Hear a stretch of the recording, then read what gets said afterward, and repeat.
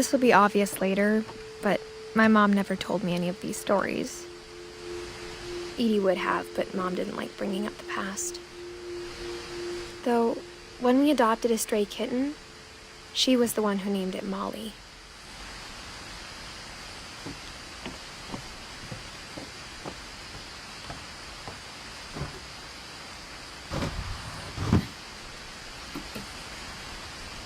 I spent a lot of time in Great-Grandma Edie's room.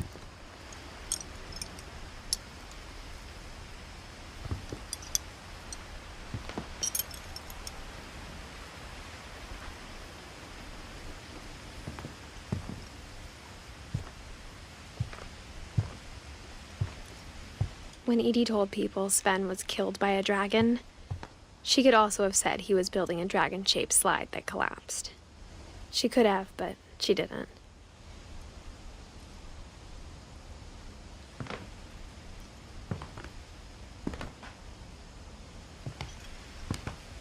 One summer, they evacuated the island, but Edie refused to go. For a few weeks, she was a celebrity.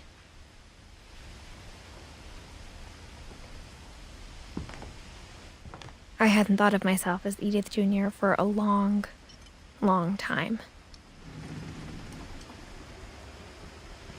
Edie gave a big interview about a mole man living under the Finch house. My mom was furious.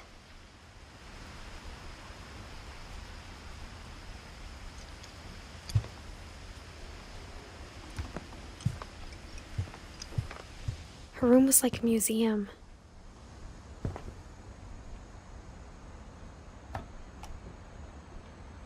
For 500 years, the Finches have been famous throughout Norway for their fortune and misfortune.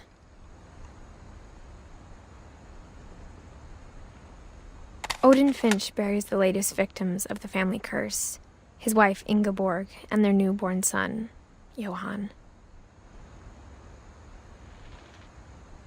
On January 7th, 1937, he set sail with his family and his house, hoping to leave the curse behind.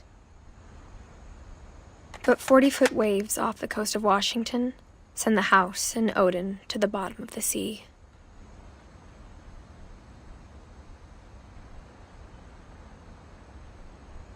Odin's daughter Edie, with husband Sven and baby Molly, step ashore on their new home, Orcas Island.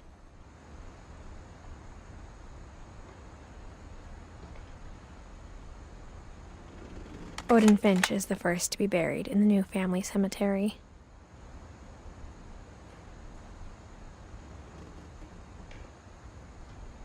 His daughter Edie is already dreaming of a new Finch house.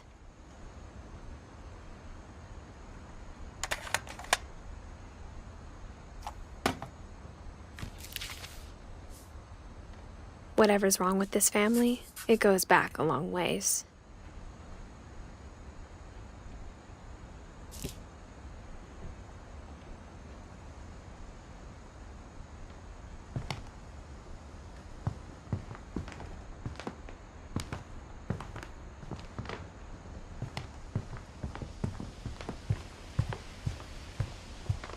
Even in her 90s, sometimes Edie seemed a lot younger than my mother.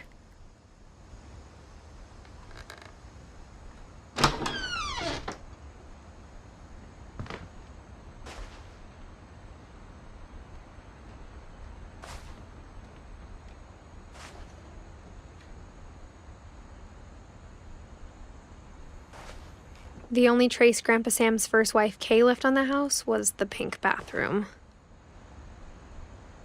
It was a pretty big trace.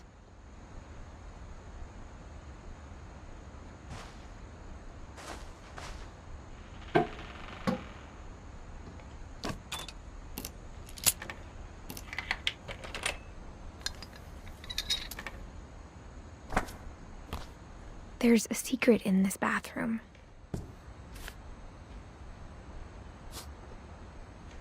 It's in the last place you would look.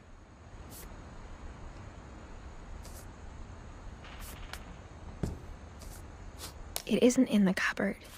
It's hidden in this book.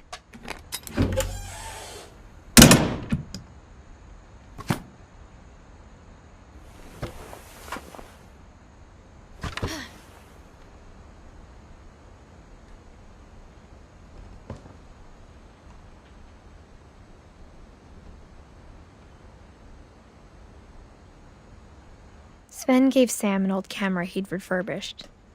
He never put it down.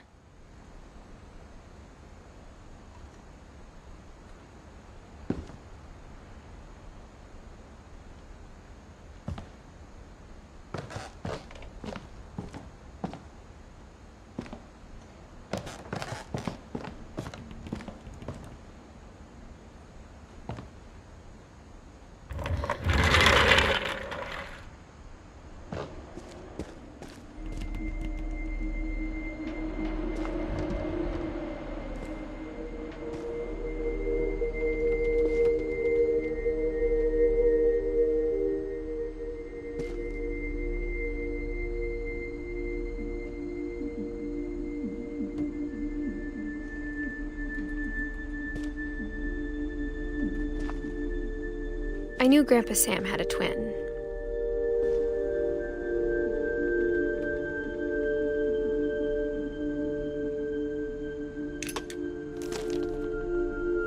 And that he never talked about him.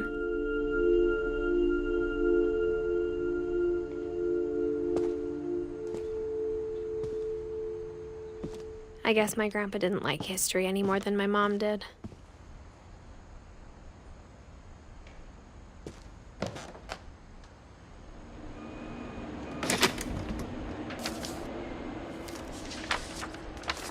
How I Want to Remember My Brother by Sam Finch. The thing I remember is that when he made up his mind, that was it. My brother said he'd die before he ate another mushroom, and he did.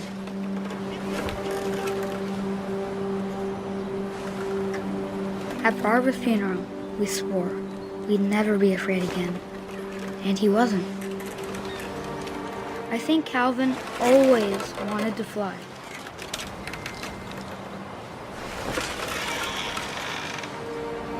Sam! Calvin! Dinner's ready! Coming! But that day, he finally made up his mind to do it. I told him going around was impossible. Maybe if I hadn't said that,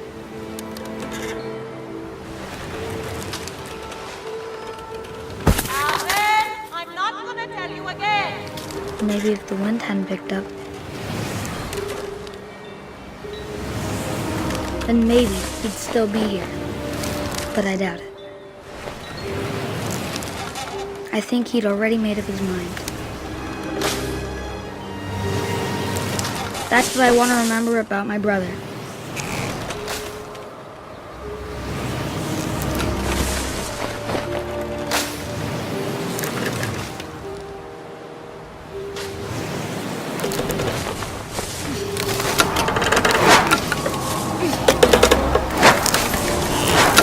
The day he made up his mind to fly. And he did.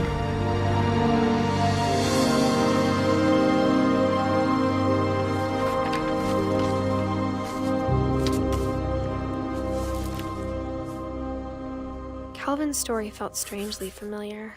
When I was younger, I remember trying to do the exact same thing.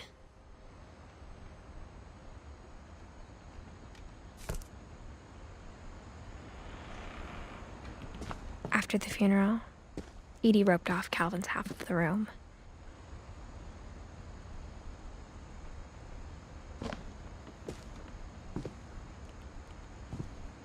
Mom said Grandpa Sam enlisted at 18 and never set foot in the room again.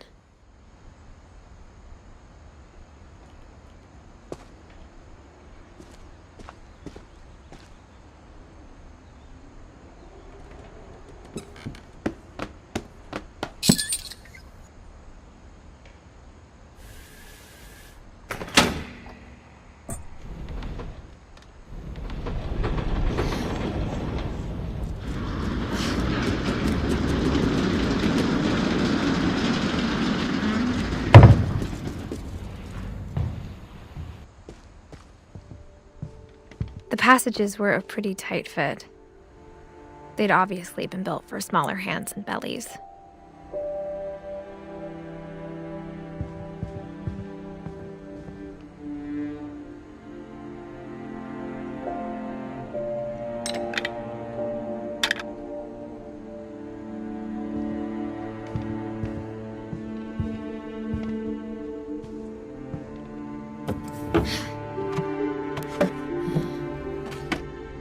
Growing up, I always thought of Barbara as a child star.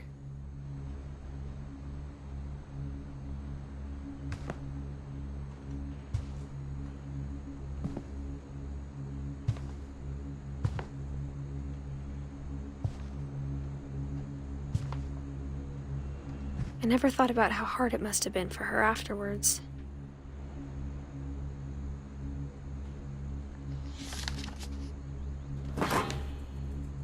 Of all the stories people wrote about Barbara's death, I'm surprised Edie saved this one.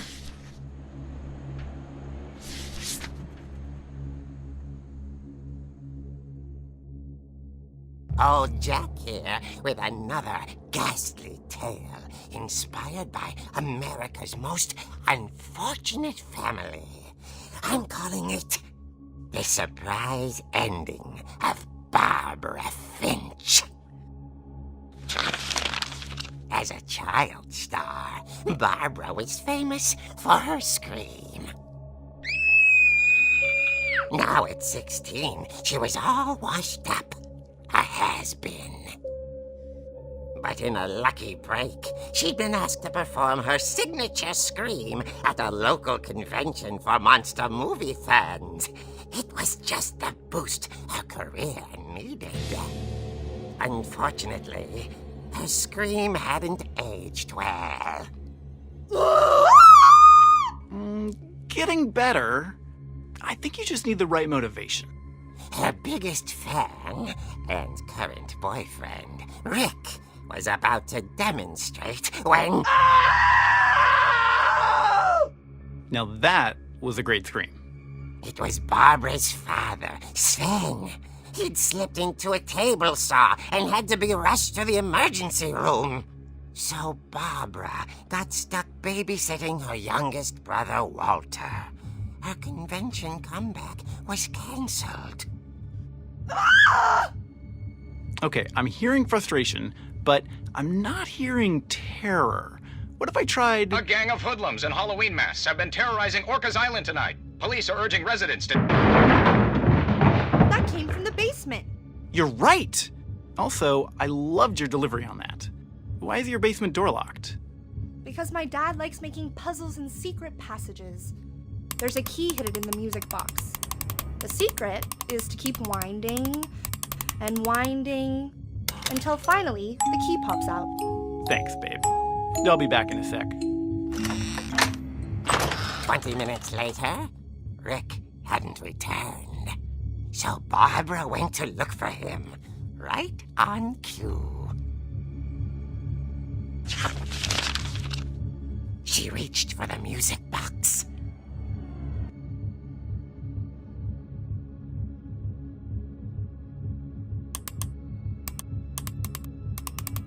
And as she wound the key, she listened for Rick, but the house was silent.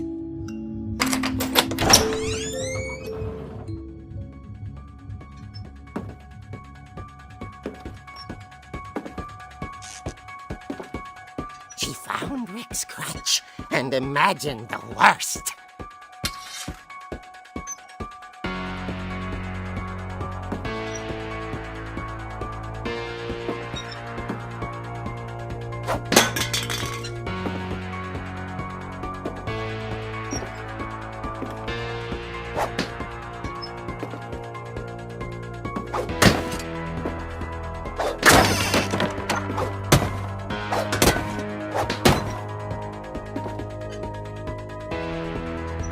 The gang's leader is the infamous Hookman killer, Dr. Carl Hamill, who impaled and then ate his family 10 years ago tonight.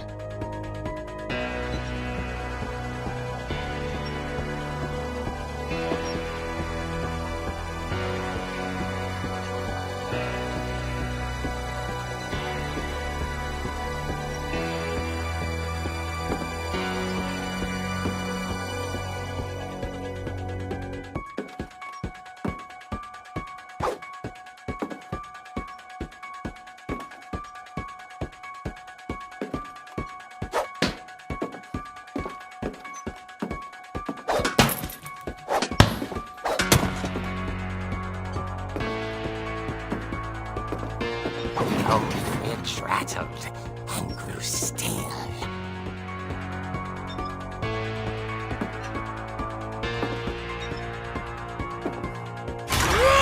Oh dear! Oh! Rick? Barb, relax. I was just trying to scare you to help you find your scream. Well, I'm not scared, Rick. I'm furious. Then act furious. All I'm getting from you now is that you're hurt and confused and She threw him out, but she kept a little something to remember him by. Barb, have you seen my other crutch?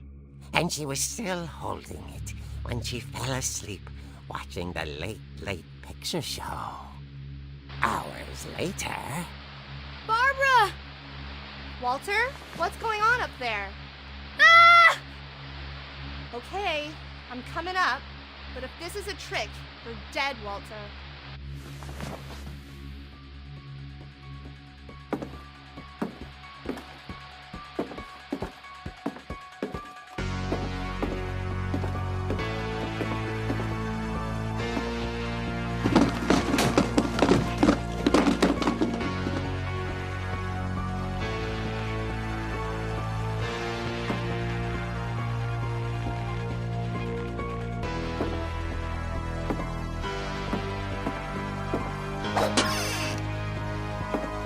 Walter, are you there?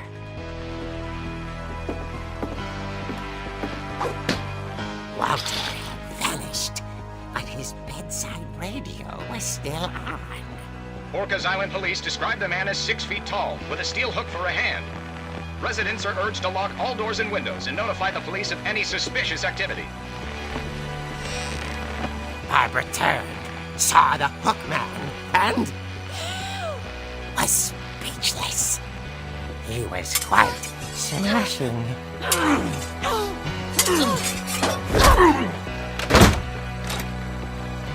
And how he was, he couldn't get enough of Barbara. Okay, Barbara, there's gotta be another way out of here.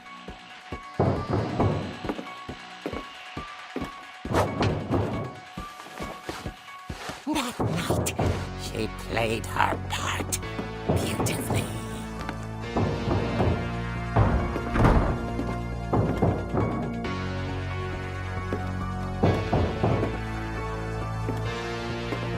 She thought about abandoning Walter, but just couldn't do it.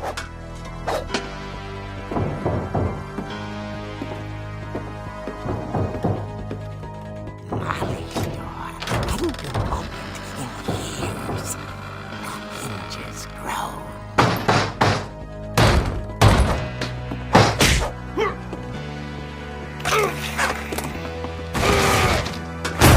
He wasn't moving, but she sensed the story might not be over yet.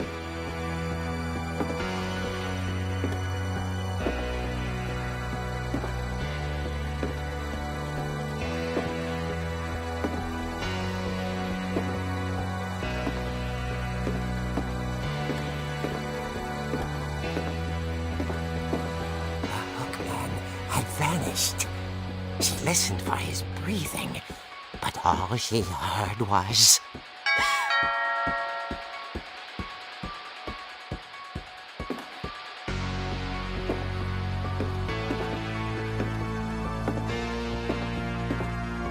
Someone at the door was dying to speak to young Barbara.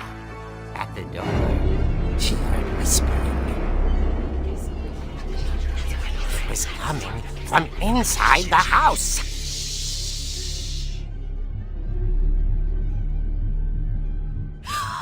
Oh dear. Surprise! Bravo, Barbara! You were wonderful! The monsters had come to surprise her. For Barbara, it was a dream come true. Then she saw what kind of monsters they were, and she realized what was about to happen. She was going to be famous. And with her final breath, Barbara Finch gave the performance of her life.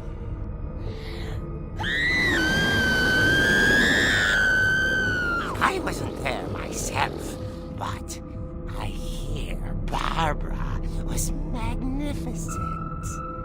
Poor girl. She had a taste for stardom. But unfortunately, so did her fans.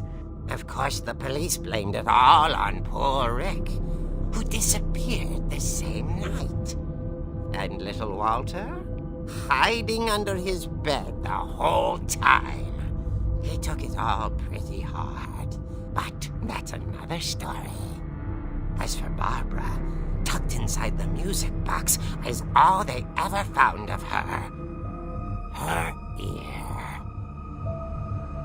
Now that's what I call a real eerie tale.